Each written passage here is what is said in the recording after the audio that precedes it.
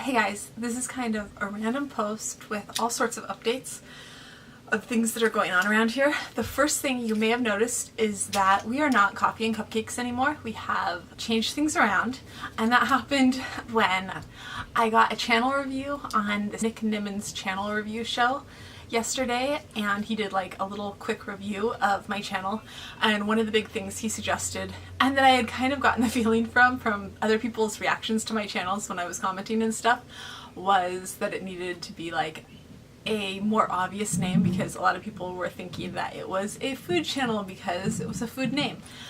So it was like just kind of like a random name we came up with, and certain people in the family had strong feelings about getting rid of it, and so I finally made the call and we changed the name. And then that took a while to figure out, but finally we came up with a name that we liked, and it is Someday I'll Sleep Family Vlogs, because parenting, sleep. I have some new channel art up. I'm kind of changing the way the look of the channel is here. If you're actually watching it on the YouTube channel, you'll notice some different thumbnails, kind of just playing around on PicMonkey with my editing and learning how to do some new stuff. And so that is what's going on the actual vlog, for those of you who are interested in that sort of thing. Next up, I have some health updates. And the biggest one is, well, you guys already know, Tessie is going in. I've mentioned this in the other ones, but Tessie's going in. She's now going to have her MRI and EEG. And this Friday, I thought it was another week away, but this Friday she is actually going to have her semi-annual sleep study. And I'm not super excited about that, because hopefully it's been long enough that she isn't going to have a super bad attitude about it. But I imagine she is. I mean, she's had so many right now, and she doesn't love being hooked up to all those things, so I'm not really sure how that's going to work. I'm going to try to keep her up all day on Friday, and we'll just see how it goes. I'm really hoping that they can actually make it work, that we can actually make it work. But yeah, as she gets to be a toddler, as kids get to be a toddler, it can get really hard, especially with a toddler who's on the spectrum. Basically, speaking with the tech who's super, super good, who has hooked her up several times, he mentioned to me in the past, before she was diagnosed, that basically the only time that he isn't able to get kids hooked up are usually kids who are on the spectrum. So I'm just hoping that it can still work, and that nothing happens that endangers her monitor, and that makes it so we potentially lose it.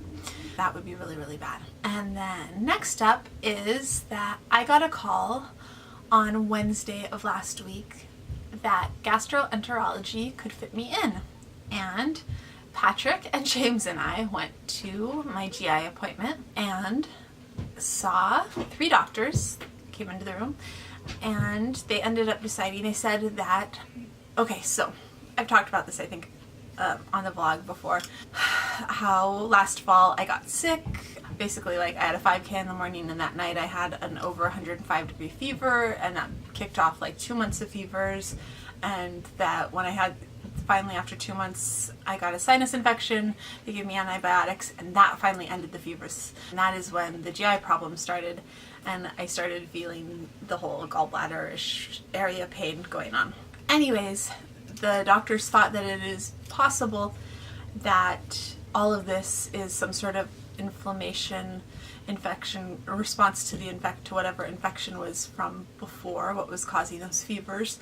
But they aren't totally sure, and they want to be sure, so they ordered a abdomen and pelvis CT scan for Friday, and then later on next month they are doing a double scope and with what biopsy, and if they find anything, which sounds super, super unpleasant.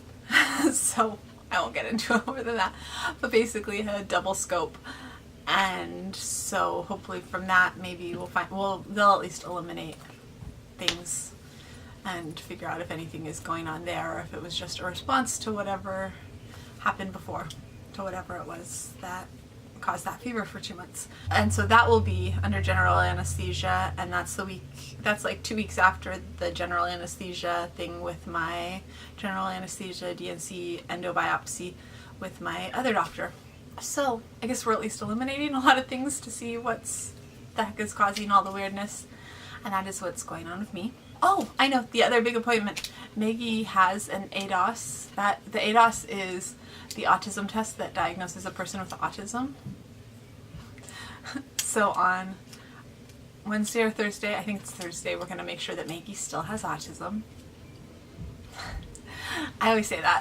I always joke about it. Basically, every single year, the insurance program that Maggie is in retests her to make sure that she still qualifies for the autism program that she is in, that her delay is still big enough. And we are absolutely not in the least worried about her qualifying. But yeah, I always kind of joke when we get there, like, so we're here. We're here to see if she still has autism. Because it just kind of seems silly.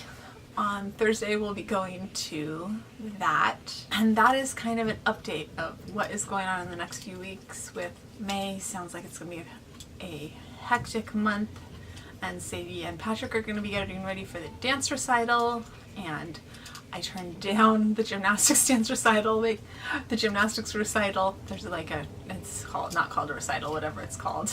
I'm not sure how long I can keep putting it off because they're all asking me about it, but maybe next year, guys. We'll stick to the dance. We'll stick to the ballet recital this year.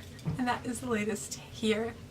Hit subscribe if you haven't already, and ring that bell so you don't miss anything. Most days are a lot more exciting than today. And I will see you guys tomorrow. Bye.